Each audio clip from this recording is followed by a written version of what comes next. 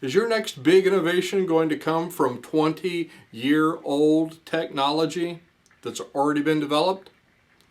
It did from these.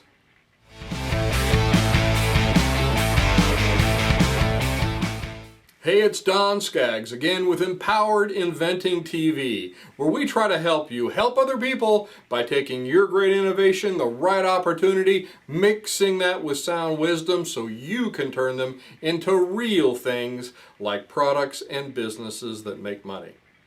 Now today I have a question for you, and that is your next big innovation going to come from a technology that might already be 20 years old? And you might say, Don, that's crazy. What are you even talking about? If it's 20-year-old technology, it's all already too late. Well, maybe not. Let me tell you the story about something that's familiar to all of us.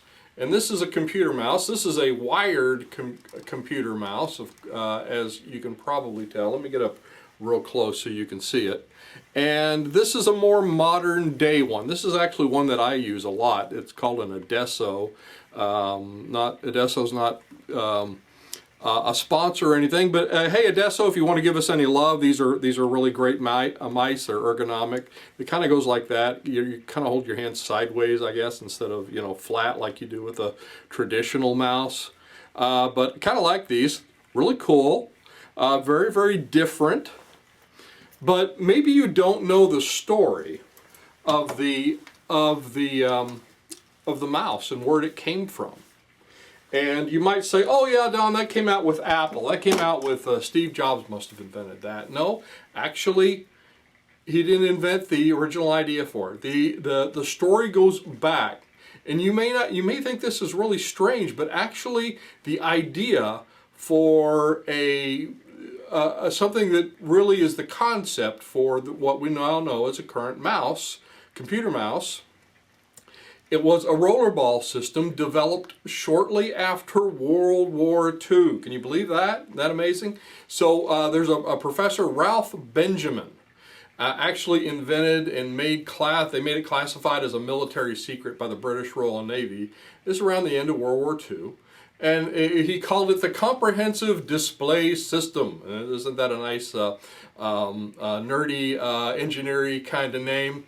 But it was a roller ball that functioned kind of like an upside down stationary mouse. So just imagine you turn an old mouse. Remember the old mice with rubber balls before we had optical ones?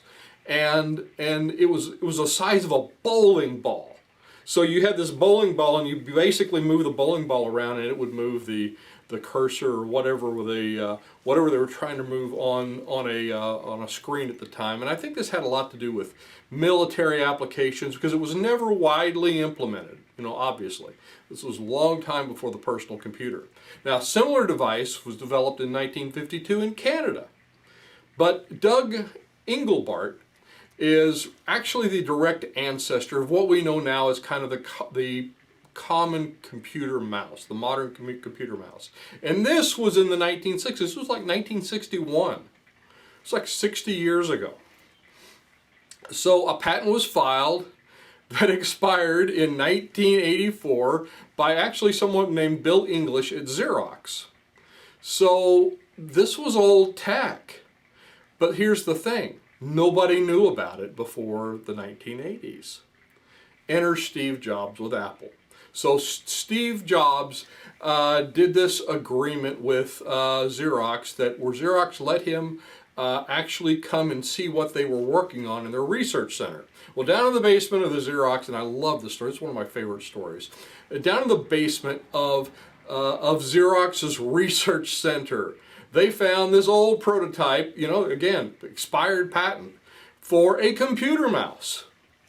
And Steve Jobs saw the demo, and he began, from people that were there at the time, they said he began jumping up and down, jumping around in the room and shouting to them, "Why aren't you doing anything with this? This is the greatest thing. This is revolutionary." But you see, they just kind of blew it. They kind of didn't see it as that. So Jobs was actually later quoted as saying, if Xerox had known what they had and had taken advantage of its real opportunities, then Xerox could have been bigger than IBM, Microsoft, and Xerox combined. And of course, we know what Steve Jobs did with it, because the rest is history. But what can we learn from all this? Well, there's tons of unrealized technology rotting in research centers like Xerox everywhere, I think still today. Tons of it. And you think about it, the large corporate entities that have these research centers and they're doing all this stuff, and a lot of times they just do not have, either they're too slow or they're too short-sighted, or it's just lost in the bureaucracy, and it never sees the light of day. That's what happened to the computer mouse. They actually tried to do something with it, and it didn't work very well for them. Steve Jobs took it and made it his own. And that's the other point I want to make here. You can take this unrealized technology, you can improve on it, put a new spin on it, take it to that next level to make it more and make it patentable, because you're making improvements, and more marketable, which is the more important thing here, and make it your own. And even if it is their tech and you have to do a licensing deal to sell it, I know we talk a lot about you licensing your technology, but it goes both ways. And and if they're better at the tech, and this is another important point here, if they're better at the tech, then you can be better at the market fit and the deployment, then you got a match made in heaven. Then they're going to love you, and you're going to take their technology and make it something that would have otherwise maybe never seen the light of day by the general public.